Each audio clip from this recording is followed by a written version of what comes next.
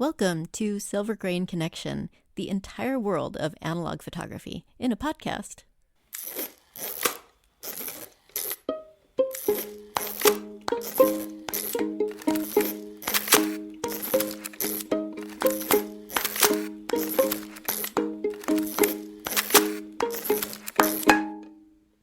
First of all, with us today is unfortunately not Karis. She got sick, so she will be next time there. So hope she's getting better soon. But we have Erik here from Studio Kreativkommune, and we have our friend Jürgen from Brussels. Good evening. But now I think it's time for Dan to introduce himself more detailed than I did that. So. Well, thank you. The stage is yours, Dan. I will attempt to do this in as brief a way as possible, and then we can follow up as needed. So I'm a designer and a photographer primarily, though as we discussed earlier today, I'm also a lifelong musician and choral conductor and performer and singer, and I'm also a book publisher now, and I essentially do a lot of different creative things and have spent my entire adult life and then some doing most of these things. Photography actually being the most recent addition to the list, and I'm about to get into filmmaking as well to just make things more complicated for myself. I've been a photographer in what I feel is the proper sense, in that I've been using a camera to intentionally create images for 16 years now, which is quite late because I'm 45. I'm about to be 46. I picked up a camera in a way that changed the way I thought about my own skills as a photographer when I was 30, which is very late compared to a lot of people, especially because I've been a designer since I was about 16. So I've been working with images and rectangles for even longer than that. I used to paint oils and watercolors when I was even younger. And it's very strange to me in hindsight that I came to photography so late in life by comparison. But I'm very glad that I found it when I did. And you have a passion for typewriters. Oh, goodness. I do. That's, as a designer, my design background goes all the way back to print and graphic design and typography. And I've always loved letters and words. So a typewriter is a thing that kind of combines a lot of things I'm interested in, including product design, which is what I consider myself now, a product designer. And during the pandemic, I learned how to type on a typewriter, not during the pandemic. I learned how to type when I was a kid. But during the pandemic, when all of us were spending most of our days on Zoom and on a computer, but just staring at a screen and having conversations on a screen and then typing and then doing everything else, I very quickly got exhausted by that as my only method of output. And I bought myself a vintage manual typewriter and had to spend a couple of days getting it working properly again, just cleaning it basically. And it was from the 1960s. And once I got it working, I started typing on it every day. And since then, I have amassed a collection of typewriters because they're also fantastic and interesting design objects in their own right. And they're all mechanical, the ones that I have. All from the early 1950s through maybe the late 1970s, and they've become a bit of an obsession as well as a hobby. I love cleaning them up and getting them working again. I love typing on them. I tend to travel with one everywhere I go. I have a couple of different portables that I switch between, and it's even reached, just in 2 years, it's reached the point where I've researched so much about the history of the typewriter as an object, as a machine, the companies, their marketing and advertising, as well as their design and engineering, patents, all sorts of fantastic stories, that it's now also become something that I use in my teaching and my consulting work as a designer, because there are so many wonderful stories that can be learned from an industry, a modern industry that changed the way that offices worked and communication worked. They even changed the makeup of the workplace. Women entered the workforce in massive numbers because of the typewriter in many ways. And so there's so many of these wonderful stories tied to an industry that started and ended. It ended because of the computer, and it only lasted a little over 100 years. And it's kind of wonderful as a way of researching things like product design and the way that companies grow and fail, to be able to see an entire industry that you know when it started and you know when it finished. So yes, you could say I have a fascination with it, not just a collection. I can relate very well to that. I have also 20 odd typewriters. Oi. Also because of I want to have different typefaces. Of course. And if you want to have another typeface, you have another typewriter, because every typewriter, except for the IBM's Electric and stuff like that, has its own typeface, and you can't change it. And it's so great to see them all, to write with them, to write letters, to write photographic concepts. I think it's way easier and way more productive to write photographic concepts with a tool where you can't go back. Mm-hmm. You can't re-edit what you have written. You write a stream of consciousness somehow. And when you're finished, then you can go back and make your thoughts about it and what would you change and so on, but not doing the writing itself. There's, we can dive into this later, I'm sure, but I found a wonderful parallel between that inability to go back and look at what you've, or not look at, but because you see what you're typing, but the kind of inability to fully correct and erase mistakes, which again you can do on a correctable Selectric that's later on, but with the mechanical ones you can't. You can only, backspace and X over something. But you have to kind of embrace that forward momentum. You have to embrace that process of just getting an idea out of your brain. And there's something wonderful and parallel to that and analog photography, where you can't take a picture and see if you got it right. You have there's an element of trust that the process and the tool, the combination of those two things, builds in you. So for me, I trust my photography better when I'm shooting film versus when I have a digital camera in my hand. And I trust my writing more when I'm typing on a typewriter versus typing into a screen, where I'm always second guessing or looking at the red squiggly underline that tells me I've misspelled something, or basically things that are all should be the editing process, not the creation process. It's also a creative technique in somehow. I don't know if you know the creative technique of ping pong, where you ping pong ideas with the other person. And that is working with the typewriter as well. You ping pong with yourself, but you have really a ping pong dialogue with yourself, because you can't go back and re-edit it. And there's another stream of consciousness out of that. Exactly. And you get other ideas and other ways about thinking your stuff and your concepts, and it's way more productive, I think, for me at least. What I've found, I feel exactly the same, and I type everything from to-do lists to packing lists to project ideas and proposals. I've even written a few articles over the last few years on the typewriter, and I'll scan them in using a smartphone. And you can there are apps on a desktop or a smartphone that can do OCR very easily, and then you can get into the editing process, which is so much easier on a computer. But what I found is, I'll write a sentence or half a sentence 3 different ways, and if I was doing that while editing on a computer, I would write something, question it, then probably delete it and rewrite it, and then delete it again and rewrite it, and I wouldn't be able to see the 3 versions later on. Where on the typewriter, I'll just type it one way, put a slash, type it another way, put another slash, type it another way, and then let my editing brain later on worry about which version is the best, or if there's a 4th version that I then think about later. And I feel, again, like that's very similar to my photographic process, when I either know that I've got the shot and I'm thrilled when I can capture a photo in one image, because I when I'm shooting on film, I trust that I've got it. And it's really hard to explain that feeling of knowing that you got it without being able to see it, but every film photographer knows that feeling. And if I'm not sure, I'll take 1 or 2 other frames, whether they're at different settings or from a slightly different angle, and then I move on and I worry about which one is best in the edit later, once I've got my contact sheets and my scans, whatever process I'm using.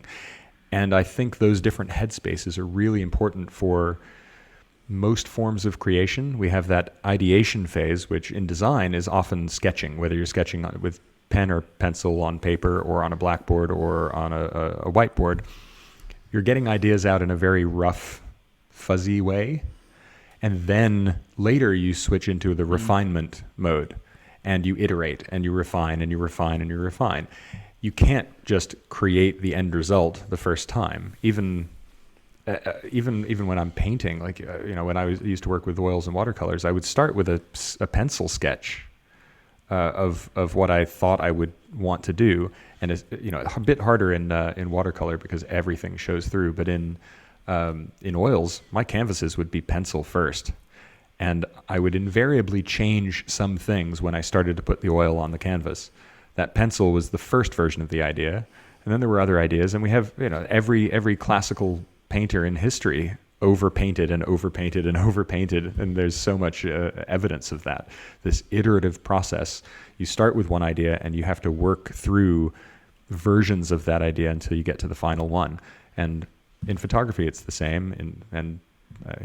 I think it's one of the reasons I love all analog tools. Digital, I also love, and digital tools have their place. I can't even imagine what recording a podcast in multiple cities and time zones would look like if we didn't have the tools that we're using here. It wouldn't happen, basically. We'd have to just, or we'd use very expensive undersea cables. Well, maybe we should think about that, to get some super VHS cameras and try to do it with an analog broadcast. I mean, it would be possible, right? I heard this is going really off topic, but I heard a podcast a few months ago about the very first transatlantic undersea live broadcast. There was some famous opera singer in the United States who was broadcast to, it was either the United Kingdom or it was somewhere in Germany. I think it was one of those two, and I wish I could remember. It's months since I've heard this, but this was. I think this was in the 1930s, maybe, and it was so unexpected and unknown that that no one who was listening to it believed that it was live. They thought it was just a recording being played, because there's no way that someone from across the ocean could throw their voice like that. And so the reality is, we could figure out a way to do this if they were doing it in the 30s, but ultimately, even though we've got all these tools, there's a reason why so many of us, even down to folks in their teens and 20s, right, who are discovering film photography and darkroom processes in the last 5-10 years, there's a reason why there's an appeal to analog processes, because ultimately we are analog beings. We like working with our hands. We like touching things. We like things that are tangible. It's why touchscreens work, because touchscreens for a digital thing feel much more connected than using the proxy of a mouse or a trackpad or a keyboard. We want to be connected to the things that we make.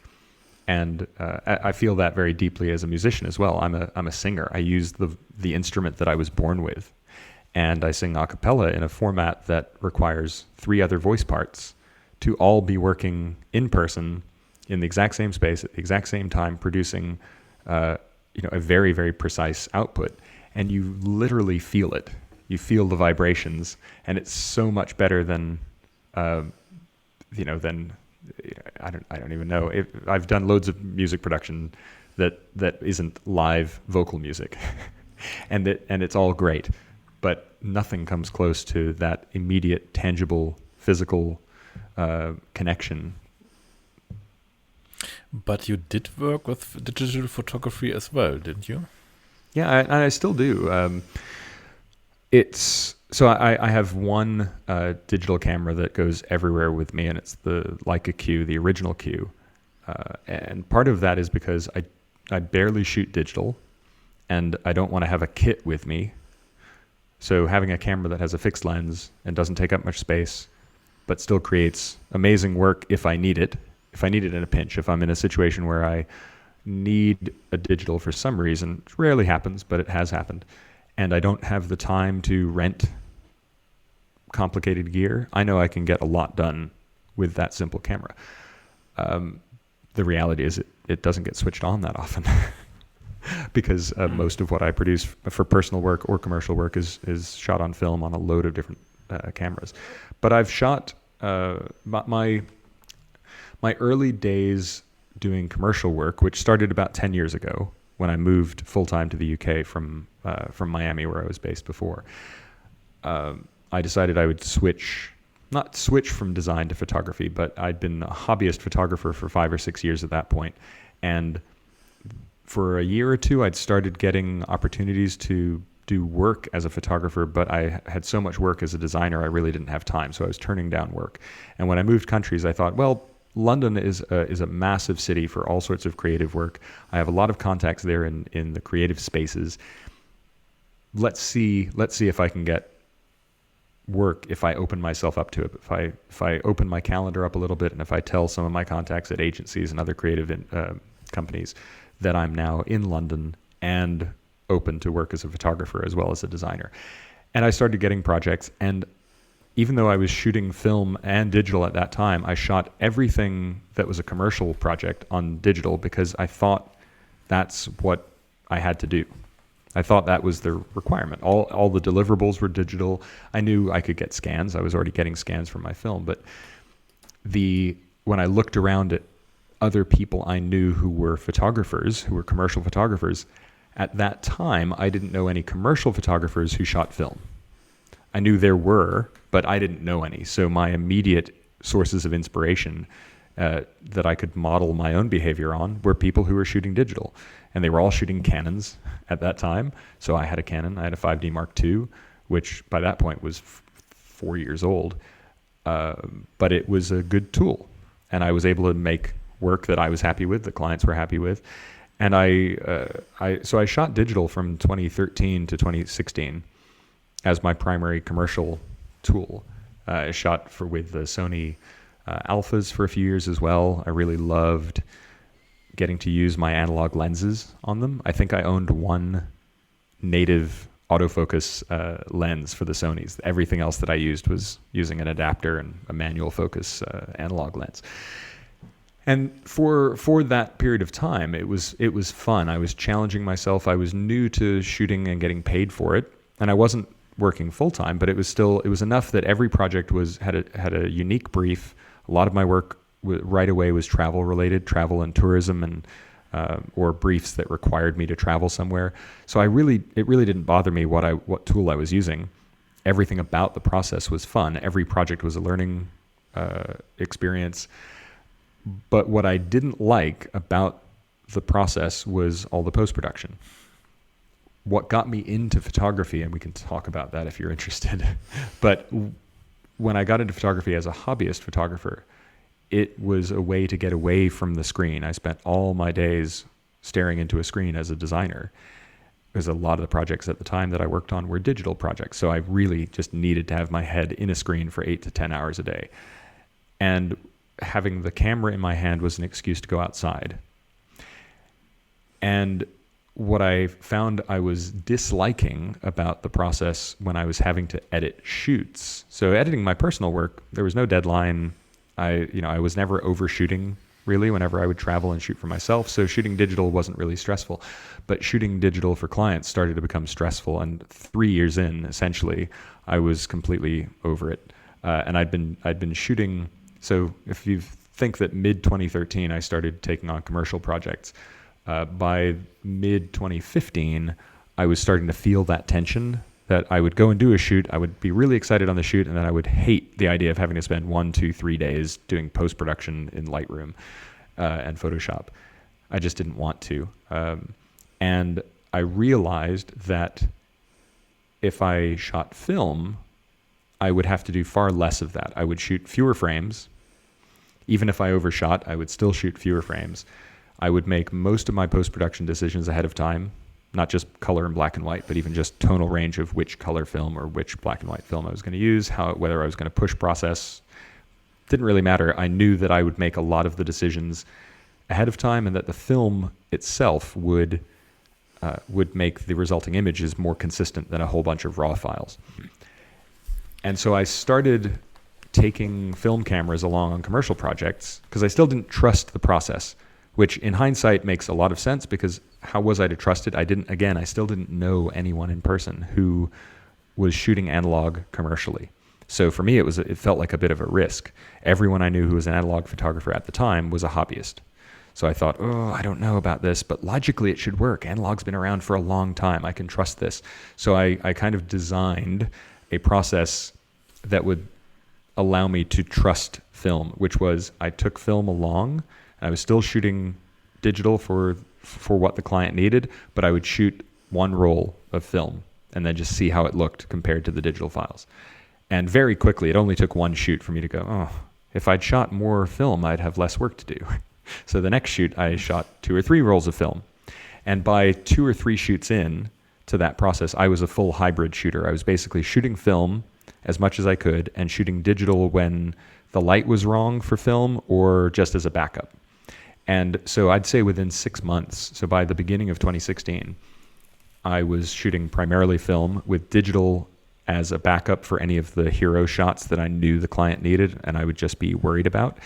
That was a crutch. By about mid-2016, I wasn't shooting digital at all because I realized that I didn't need the backup. And whenever I shot digital, I would always have to spend time looking at those images. Even if I knew I got everything on film, I couldn't psychologically not check all the raw files that I'd shot. And then invariably, if you're checking them, you'll find a shot where you go, oh, that's a nice one. I guess I have to edit that to match my film. And it doesn't take very long at that point to realize it's a complete waste of time.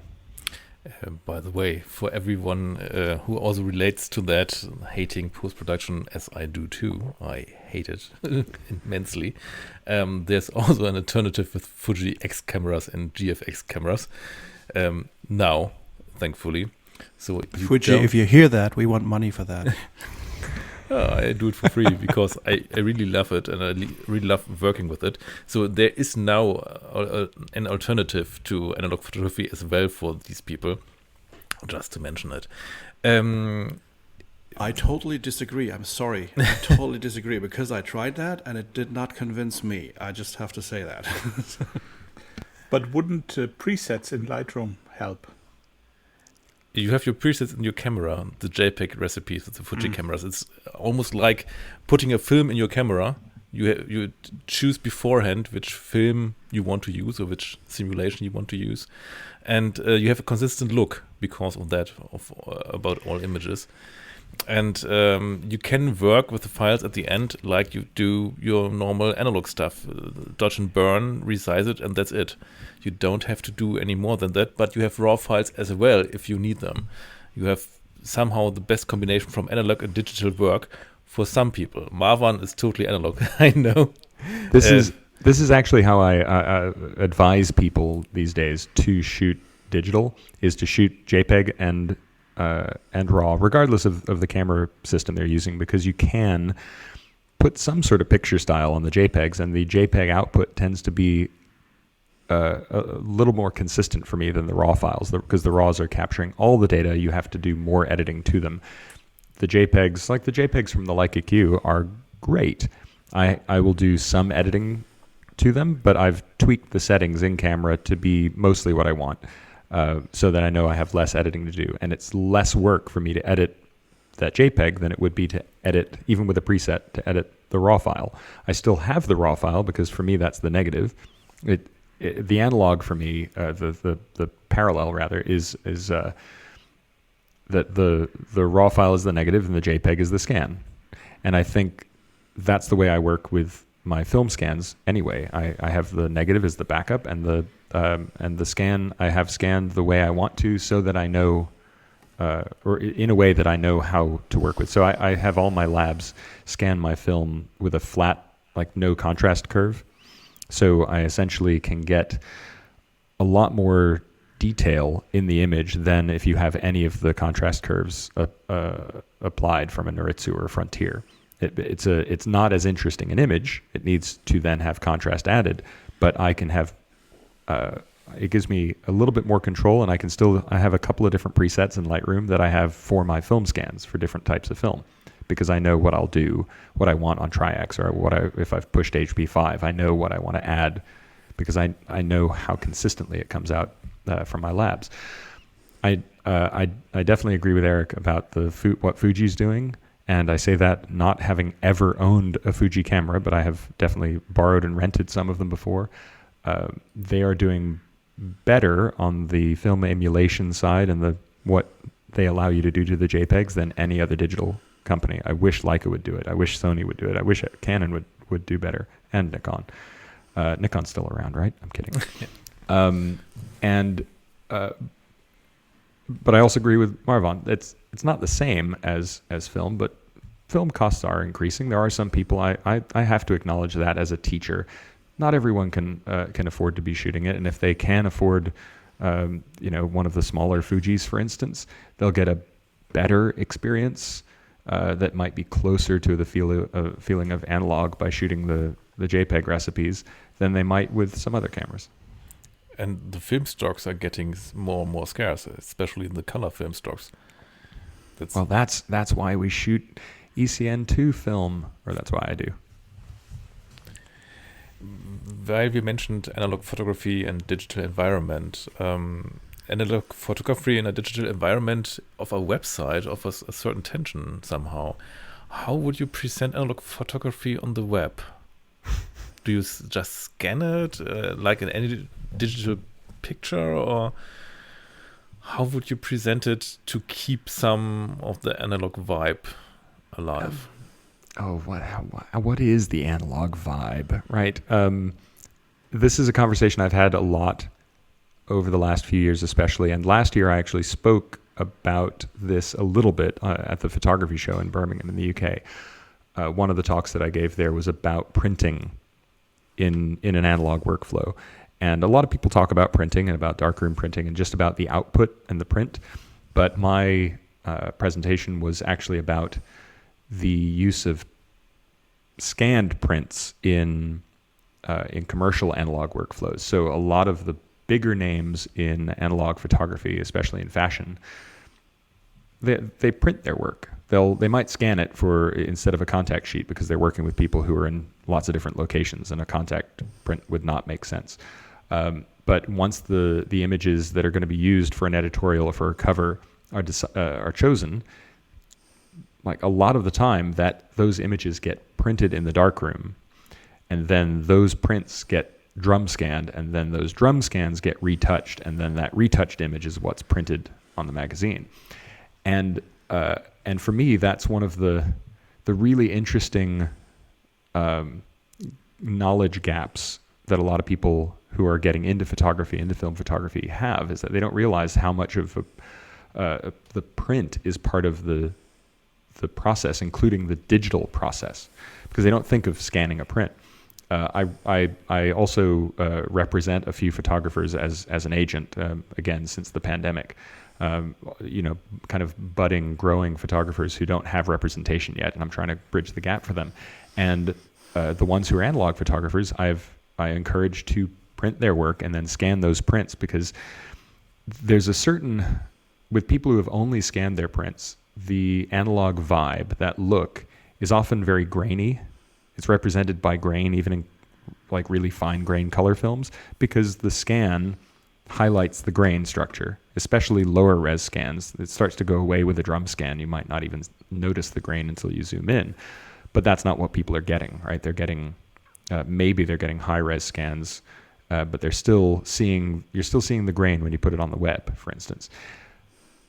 And then if you look at what the best photographers who are currently working commercially, who are using film, if you look at their output, it has no grain.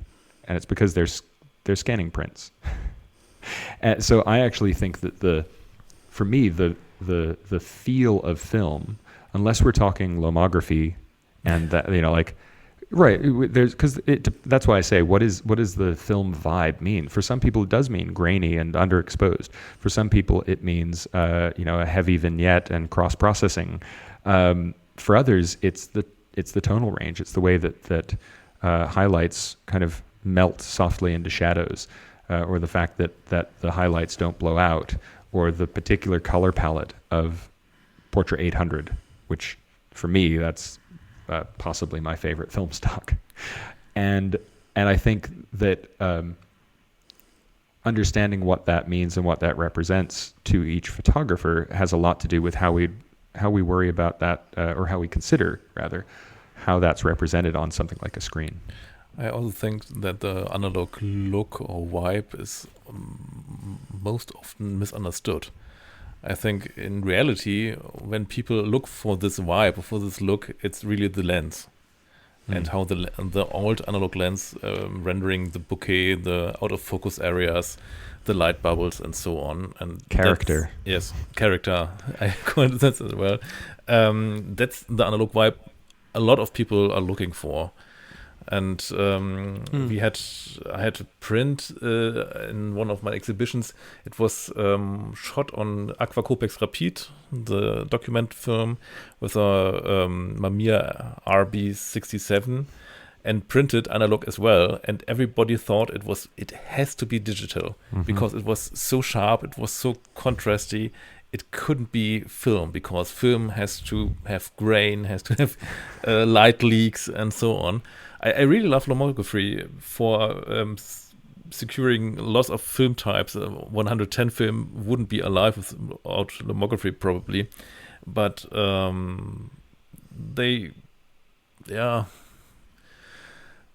should I call it? Bärendienst erwiesen. Wie würdest du sagen? That's not translatable. Well, they shot themselves in the foot. That I don't makes think sense. they shoot themselves in the foot, but they gave people a wrong impression on what is analog photography and how should it look or how does it look. Most people think it has to look some kind of crappy because analog photography can't have the quality of digital, and that's simply not true. And I don't think they did any of that intentionally to get people to think a certain way about film, right? For a certain number of years, lomography was the only company kind of championing film and film cameras, and so there was a certain gap when film was not something that anyone was really looking at seriously as a commercial tool or even for personal work. So everyone was playing with digital, and lomography was sitting out here alongside the Impossible Project, maybe as these islands of people still making film, and there was a certain amount of popularity that came from that. But I still, I do meet people who aren't really into photography who think that film photography looks like what lomography popularized for a while. But I don't think they've done any damage either to what is possible commercially. That said, I do my best to try and convince people of how great film can look, because for me, it's not about the look. It's about the look on a personal level. But if I'm producing commercial work, my goal is to fulfill the brief for the client. If film can do that, then I'll use film, but the client doesn't care whether I'm shooting film 9 times out of 10. They don't care if I'm shooting on a smartphone. Like if they get the results that they want and I have achieved that and they can use it the way they want, that is their priority. And I know this because I've had this conversation with people over and over and over again. If anything, clients who don't know that I shoot primarily film, when I mention it to them, they love it. They're really interested. They're also kind of amazed because they don't think it's possible. But they've already selected a whole bunch of my work that they've had on the mood board, and I say, yep, no, that's all film, and they go, oh, wow, that's amazing. And then with photographers, I find they are the ones that have to be convinced that they can shoot commercial work or high quality work. Let's not even say commercial work, fine art work or anything that's really high quality on film, because most of them haven't seen good scans. They haven't seen medium format. A lot of people have just shot... if all they've shot is 35 millimeter on an okay camera with a not professional lab, they might not have seen what film is actually capable of. But you think it's only because of that, or also because of fear of the price? Price has always been a topic of conversation, as far back for me as 2015 or 16. Again, when I started shooting most of my work that I was paid for, as well as my personal work, on film, because I would tell people this and photographers would be like, oh yeah, but it's too expensive. And I still do this. I did a talk, one of my last talks I did right before the pandemic was at WPPI. And I did a talk for Fujifilm about film, but it was about the realities of being a hybrid photographer, like, 'cause as someone who still shoots some digital, but not just about the shooting digital, it was about the hybrid process. So that film not being something that had to be all analog, but getting good scans, working with those scans in Lightroom, working with labs to get scans that were better quality, and understanding how to get the most out of converting a negative into some sort of digital form, and how similar the process is. Once you have that scan, it's basically everything in your post-production is exactly the same as if you'd shot it digital. And one of the things that I did in that talk was I ran the numbers. I said, well, okay, so raise your hand if you haven't shot film because it's too expensive, and most of the audience raised their hands. And I said, okay, well, let's just run the numbers here. Here's how. Then I did a survey of like the 5 top U.S. labs at the time for how much their dev and scan cost, and I had an average number. I'd researched with a couple of like wedding photographers I knew and other commercial photographers for average number of rolls that they would shoot per shoot, and I just added up all the numbers and showed it to them. And then I said, okay, and now here's how many shoots you would have to do to have the cost of buying this film, getting it developed, getting it scanned, add up to the cost of any of the current digital cameras that you're going to buy. And in most cases, it would take over a year of shooting at the amounts of film that people were shooting to get even close to the cost. Usually it would take closer to 2 years because, yes, film's expensive, but so are digital cameras if you're buying them new. And it doesn't mean that those, when you buy a digital camera, yeah, that cost will decrease because you're now not still paying for a physical medium. But for me, it's really important to understand the cost of your time. And going back, I know, Eric, you said you also hate post-production. For me, my ratio on a digital shoot was for every day I was shooting, I would have to spend 2 days editing, like at best. That's just how long it took me. So I figured a 1-to-2 ratio with film rather. I cut that to at most 1-to-1, but often less than 1-to-1, 1 to something less than 1. And that inverted ratio means that I'm saving time. And if I'm charging the same for a shoot because the client is only paying me based on deliverables, they don't care how I make them.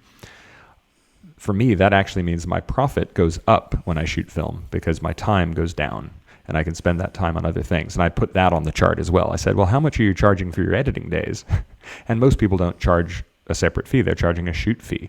So if they're spending 3 times as much, say, or even twice as much time editing their digital files, then that isn't actually saving them the money that they think it's saving them.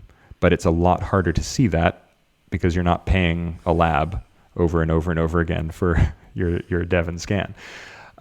So I think it is definitely, the cost is definitely something that keeps people from shooting film, and that's only getting worse. But the only way we can counteract that is with knowledge. And so it's something that I continue to try and share as much as I can when anyone will listen. But to be fair, if you are printing all the stuff yourself as a print and then scan it as well, it should take more than a day, shouldn't it? If I was doing that all the time, I don't go through that process unless I feel it's necessary for the work. Some people will, but if you're at the level of, I don't. Let me back up a little bit. I don't think there's one right way to do any of it. Right, and that's the important thing. For a lot of the projects that I'll shoot on film, a scan is fine for the output. It doesn't need to then be printed and drum scanned afterwards. At the minute, I'd say very little of the work that I do requires that. It is something that's done at the very highest level. The Alistair McClellans of the world and James Harvey Kellys and others, they shoot film, and that work is 100% printed and then drum scanned and then edited and retouched. And then, I know for a fact that that's how those two artists produce their work. And I'm sure there are a lot of others that I haven't researched and looked into that do the exact same thing. But the levels of projects they're working on are also a lot bigger than I am. Until Vogue or some other big magazine is hiring me to come in and shoot an editorial, and with those kind of budgets, there's no need for me to always get something printed. So yeah, it can depend. Would that take more time? Of course it would. Am I working on that kind of process for portfolio images? Yep. But that's on my time, and that's because I want to show something that represents a certain look. And if when I produce my next book, that's the process I want to go through as well. Darkroom prints, scans of darkroom prints, and then that's what goes in the book, not a straight scan to CMYK. We had a very good possibility to meet. I think the first time we meet in person was at the Leica event at the COP. Just to give you an idea, at the time we had in the studio an entire lab, everything in there like they did it back in the days. After the shoot, developing it and immediately scanning it and also printing it. And we could deliver photos within an hour, a little bit more than an hour. And I think they were okay. I don't think and back in the days they did that. And I think Eric should just come over here to our place, and we're going to do even the drum scanner the same day.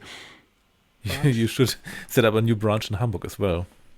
Well, I think we're just going to work on that, yes. But just to change a little bit the subject about the price of film and then the speed of film, we had today a very interesting conversation about something that happened recently to your life.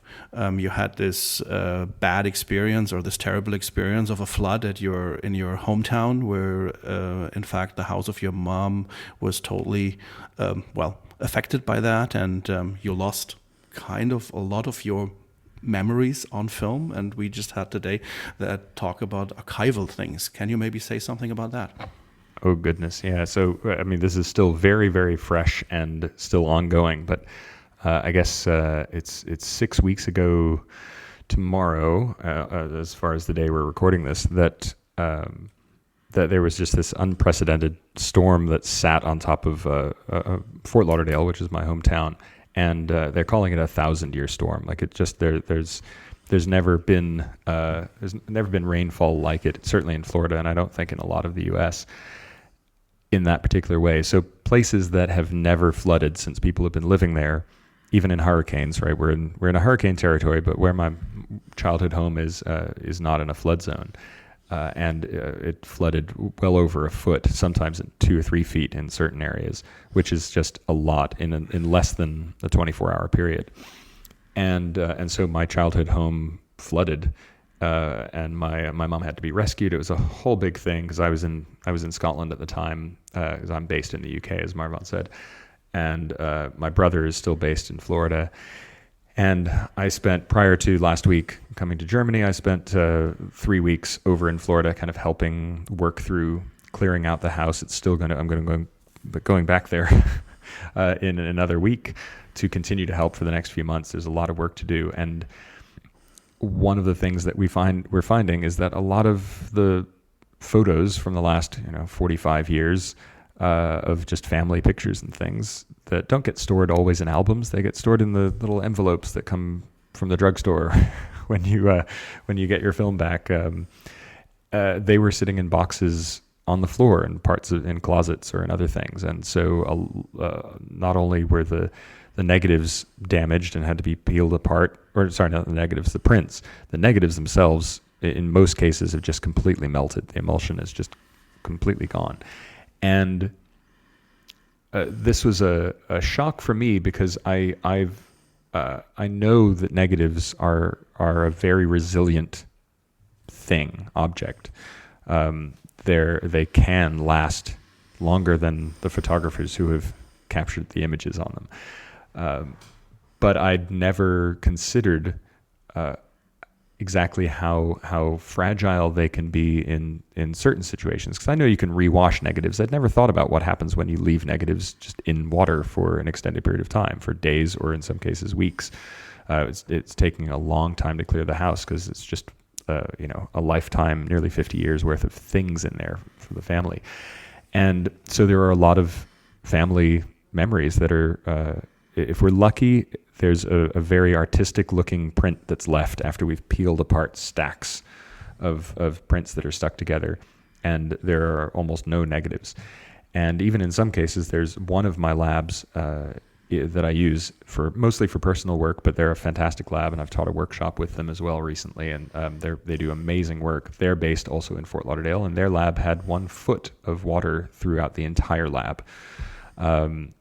And mostly they were okay, except for 2 or 3 shelves that had some negatives in them that were big, architectural drawers So they're thin drawers, but they're at the bottom level, they're close to the ground, and so some customers lost negatives that were thankfully all already scanned in, but I'd lost 13 rolls. Some of them will have negatives that are still recoverable, but in any case, they're damaged just because they were sitting in water for a day. And this has made me think about the method of storing our negatives in a way that I've never thought of before. We talk a lot, the community, people who care about it, talk a lot about how to organize your archive, right? How to label it, how to, what kind of sleeves and binders to put your film in, how to categorize your negatives. There isn't nearly as much discussion about how to protect them against things that might be unexpected. So I think most people would know that you want to keep your negatives in some sort of, fairly neutral temperature environment, not too hot, not too cold, not humid or anything else. But maybe that's not even true. I know that, but maybe a lot of people don't know. I certainly know that after this particular experience, it's got me thinking about all of the things that I might not know in order to take even better care of my negatives. And it's interesting to kind of go through that to think, oh, negatives are going to be safe, and then find out that there's one particular way that I certainly didn't know would completely damage these things. And this highlights something that it falls in a category that I'm kind of familiar with, because in my design career and in my photography career so far, I'm always coming across information that I didn't know before. And until you know that information, there's no way to know it. And as I teach in all of the industries I'm in, I try to apply that. Like, how is someone supposed to know something that they don't know? So for everyone who might be listening to this, who already knows that you can't let your negatives sit in water for a long period of time, there are going to be 10 times more or more who don't know that information because it's never come up. They've never had to think about it.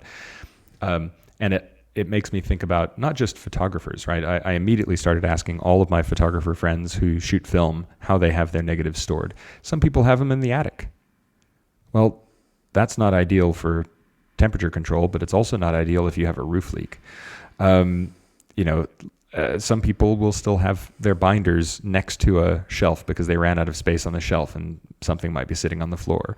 Well, maybe you're not on the ground floor, so you don't worry about something like a flood, but maybe your neighbor upstairs has a leak and they overflow their bathtub and suddenly your home is full of water. I mean, there are storms and there are fires and there are all sorts of things that can happen.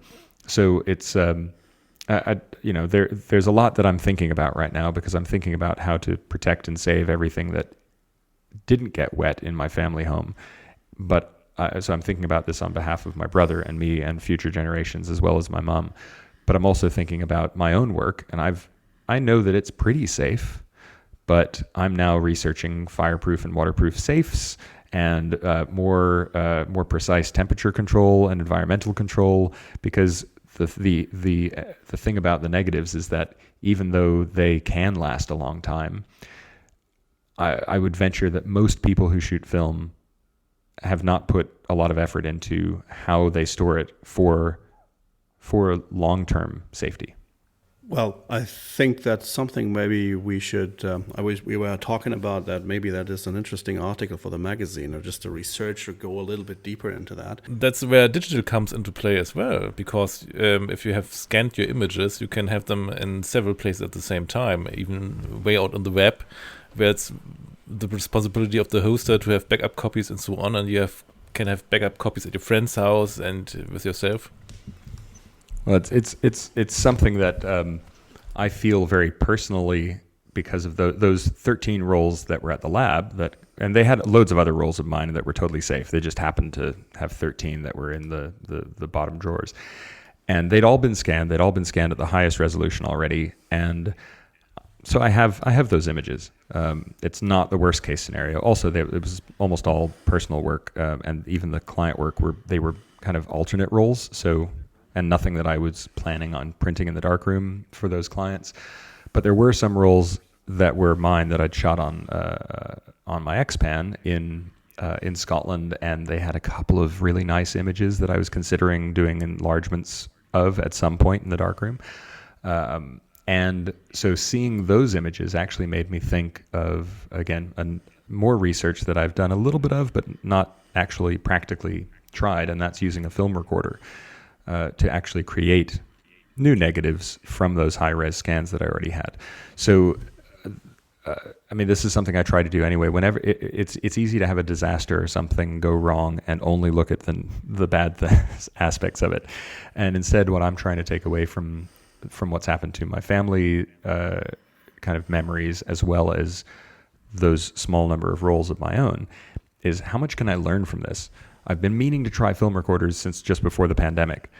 Now I have a reason to. Now I can go and kind of image all of those lost rolls, or maybe just the lost roll of X-Pan negatives, and I can use them in the darkroom again. And I'm going to do that in the next kind of month or so here, because why not use a disaster as a way to learn, as a way to grow? Film recorders, I think, are fantastically underused now. I know they're in short supply and they're difficult to repair, but it kind of makes me want to use them even more. I don't know if any of you have had direct experience with using them, with whether it's from digital files or from scans, and or lost negatives or whatever else. Well, we have one in our studio, so maybe we just should try an experiment with that one. I've used them too. It's a great way to get your digital files ready for analog processes like lead prints or something like that. This is something I think a lot of people don't even know exists, and even digital photographers, like the idea of taking a digital images that you've shot on a DSLR or mirrorless and being able to take that into the darkroom unlocks a different process for sure, but I think it also would allow you to change the look and the feel of the end result.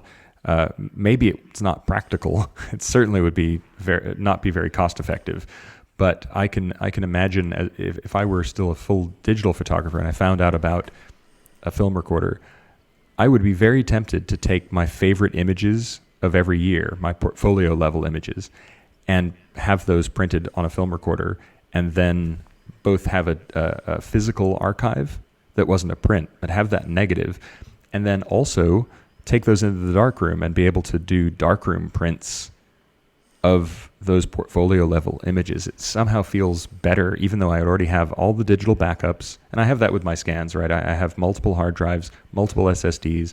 They live in different locations physically and around the world, and then I have things backed up to the cloud. So I'm not worried unless there's a massive EMP, and we all, every computer switches off and gets wiped because of a massive solar flare or something like that. I'm not really worried in the short term about the archival. I've got backups of my digital stuff. I am worried about the long term. Even though, TIFFs and JPEGs are readable by pretty much anything these days, there's no guarantee that any of those files will have all of their bits and bytes in 20 years or 30 years, where a properly stored negative will still be usable in 50 years, 100 years. Yeah, that's even the technology that a lot of archives are using for long-term storage of data. Companies like Apple, for example, they store most of their data on film. And I think Apple is one of the biggest users of film material. Other companies like Kodak and others selling a lot of record films. And it's definitely something that is used in a huge amount. And it's then mentioned, it's pricey, I think. 9 or 10 images on a medium format film, also digital images, be printed on a digital film costs about 130 euros, maybe, something like that. But if you think about it, how many pictures you shoot in 1 year that are so fantastic great that future generations have to see them. How many do you have? 10, 20, 30 in 1 year at most. And if you really care about that, then you can put them on film as well and have another medium where you can keep it safe. Just about something else. How about your activities in the production of material? Because that's also one of the things I learned today. That's not only that you are a photographer, that you are a consultant for a lot of things, but you also work on keeping the photography industry running. I think you're consulting a lot of companies for hardware. Well, I've worked with a few companies who are in the analog space. I would love to work with more of them. As a design consultant, I love working with people who are making, whether it's physical or digital products, things that I can help make better. I used to do a lot of production. I ran a small agency in the U.S. with my brother, who's a software engineer. And we did 15 plus years worth of full project production for clients. But one of the things that I wasn't fulfilled in doing that was that we were building things that we were capable of building, or that clients thought we were capable of building. Whereas a consultant, I can work on things that are of much greater scale and have much greater impact because I'm helping teams that know how to build them and design them make them better. So yes, I've had the opportunity to work on a few things within the photography industry, but a small amount. I would love to work on more. We were talking earlier about things that could be done if I were able to get my hands on any of the digital cameras, or the teams that make digital cameras and their interfaces. There is so much more that could be done, sort of along the lines of what we were talking about earlier that Fuji is doing with their film emulation presets. But that's like just scratching the surface of what could be a much better experience for photographers using digital. It's really interesting to me that in the entire lifespan to date of digital cameras, for the most part, they still look and behave like the analog cameras that preceded them. If we look at the Canons and Nikons especially, even their body designs have changed very little from the last like the F6 and the 1V, right?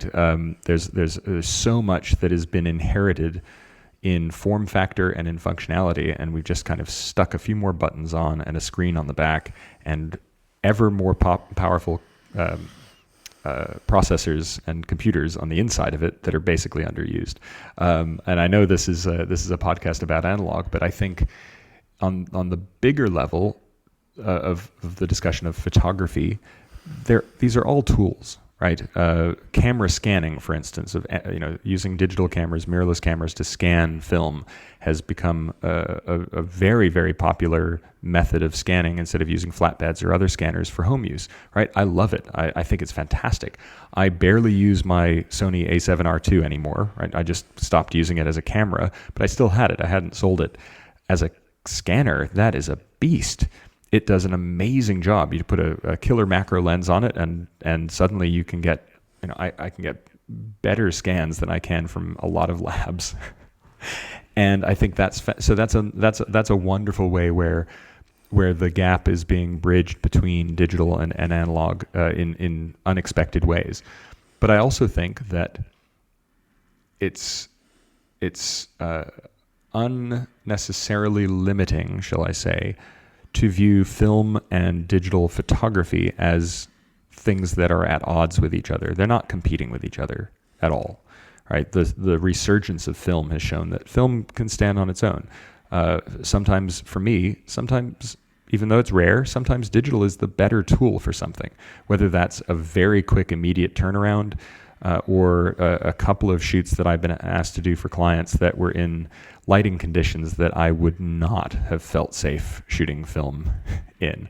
And I know that film can achieve pretty amazing things. But again, my goal when I'm shooting for a client is not to see how far I can push the medium. It's to give them what I want to give them to fulfill the brief. So I was telling Marvan earlier about a shoot that I did a number of years ago with the Leica Q. because it was, it was something that was very outside of what I would normally shoot. It was an event, an evening event inside. It was going to be very, very dark, dim lighting, and it's normally the kind of thing I would have said no to, but it was a really interesting client. They had a good budget, and they wanted me specifically because they didn't want an event photographer. They wanted someone to kind of have more of a documentary editorial style to cover the event. And I thought, all right, you don't get asked to do that every day. You say yes to this, and then you figure it out later. But I knew I would have to shoot somewhere from over 6,000 ISO in this thing, and I was not going to push any of my color film to that extent, and get clean images that I'd be happy with. So I shot it on the Q. I didn't mind it. It was an enjoyable project. The client absolutely loved it. My agents at the time were astounded that I was able to get images that I got out of something as boring as an event, and everyone was happy. And I try to teach people that when it comes to photography, that if you start approaching things as either or, and I think this is something that comes from my design background, getting back to what Marwan had asked about. When you're working on a product, if I'm consulting on a product, my goal isn't to make it the best for me. My goal is to understand who is going to use this thing, and to help my client get out of their own way, because a lot of the time we let our biases get in the way of producing a good result, whatever that result happens to be.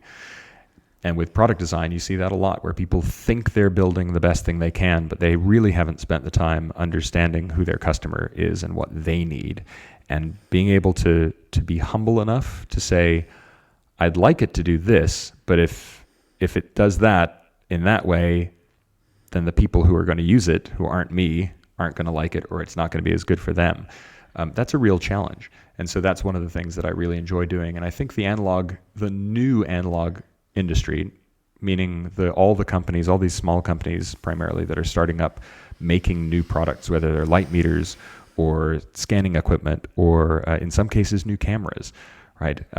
There's an opportunity to do things better than the photography industry used to do them. And I'm hoping that more and more I'll have more opportunities to kind of help push that along. Well, I think that's kind of like a very interesting view about what's going on, especially in terms of design and how customers or clients are working with their gear. Just to bring it to an end of this very interesting podcast, because I think we could talk 3 or 4 hours now, because I had today that chance to talk with you, so I just see that we're just going on only on the surface. But I'd like to talk about one of your projects, or a vision of the project that you told me about, motion picture. That's something which is maybe in the nearby future possible. Oh goodness! You mean as far as directing? Yes. Well, because I did mention earlier on shooting ECN2 motion picture film for color stills. We won't talk about that, but if you're listening and you haven't looked into all the Kodak stocks that are available for ECN2 process, look into them. They're amazing. So as far as directing, that's right before the pandemic. I'd been working up to and fundraising for my first feature documentary film, and it was supposed to start filming in the summer of 2020, and something happened. I can't remember what. And so I'm still kind of back on getting the funds together again for that. But I'm always looking for new challenges. There's a reason why I'm concurrently a musician, a performer, a consultant, a designer, a book publisher as well. I started that during the pandemic for photo books, and a photographer, and also a teacher in all of these spheres. And I'm trying to get into directing. I'm always looking for something that can be a new challenge, but can also take as much of what I've already learned in my life and my multiple careers and allow me to do something new with it. Because none of these things required me to start from scratch. I mean, even music, I've been able to bring so much knowledge from music into my design career, into my photography career. I use the language of music when I'm talking about curating and or sequencing a book or an exhibition, for instance. There are so many parallels and so much cross-pollination.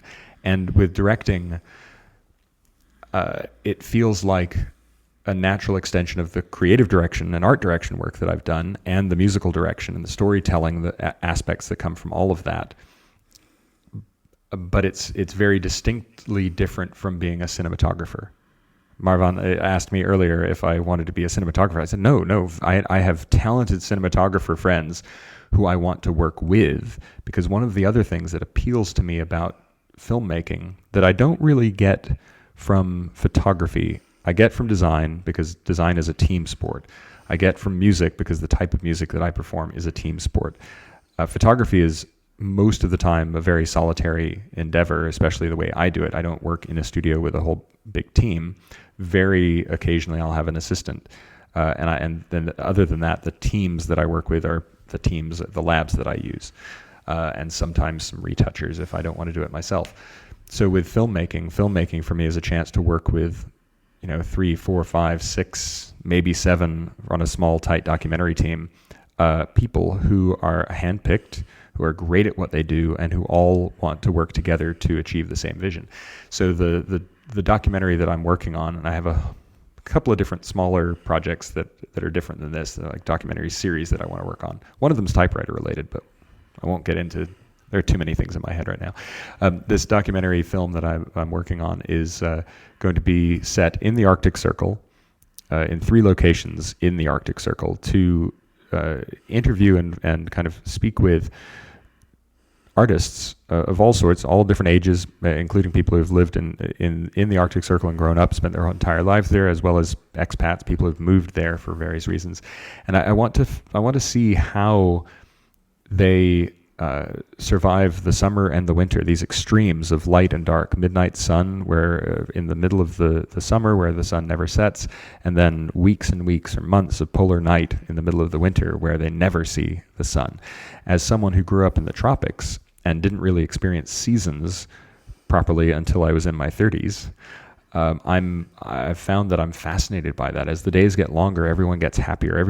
All of us in the northern hemisphere or the southern hemisphere, the further away we are from the equator, we look forward to those longer summer nights, and we dread the shorter days. And it started to become a thought after I'd lived in the UK for 2 or 3 years. I started thinking, well, how do people survive in the Arctic Circle when they don't see the sun for like 6 or 8 weeks? I just could not wrap my head around that. And so the story I want to tell is about these artists, musicians, painters, photographers, filmmakers, writers, poets, across 3 different cultures from different countries. And so it's going to be a really interesting story, and I'm going to do it through the lens of my own interest. I'll be the proxy for the viewer. I'm also going to use it as an opportunity to make portraits of these people. 2 portraits each, one portrait, all on large format. Haven't decided if it's going to be 8 by 10 or 4:5 yet, but one of those 2 large format portraits, one in the midnight sun, one in the polar night with artificial light, and I'll probably make a book and exhibition from it as well. But it's a big project, which if all goes well, I'll start filming next summer. So nothing like a tiny little complex documentary to get started in the world of directing. When we started the podcast, it was still bright outside, so we had already the sunset. We passed the sunset a long time. Was also a long day. I picked Dan up this morning in Frankfurt, and we had a lot of chats and talks about photography and projects and hobbies and passion and all that stuff. I have to say that was really amazing, and I'd love to do another podcast. Maybe we should do a part 2 with him in the future. I hope Jürgen and Erik agree on that. So what do you mean part 2? This was just the introduction. This was there you go. This was exactly okay. The prelude, yes. It would be an entire Prelude, series. yeah. What I would suggest is if you decide, it would be an honor to be your guest again, and if we do, we should plan a single topic to talk about, because we could spend an entire hour and change diving into print or any topic you really want. Well, definitely. I think Jürgen also is going to ask several questions or something like that. And well, I'm looking forward for that. And yeah, it was great to have you here on our podcast, and it was also great to have you here in Bad Nauheim. And yeah, I don't know if you guys still have some questions. It was a good final word. Yeah, Okay. very good. Yeah, I really enjoyed that podcast. Yeah, and I'm gonna buy myself a typewriter. Everyone should have at least one. Yeah. Thanks, Dan, for the inspiration. We can put a link in the show notes to a German-speaking episode of a podcast where I was talking about typewriters and the creative process. Maybe you can check it out, Jürgen. Okay. Well, thank you, Dan, for being our guest. And yeah, we keep in touch, definitely. Have a Thank great you so time. much. Till next time. It's been a pleasure. Take care. Bye-bye. Yeah, thank you very much. Bye-bye.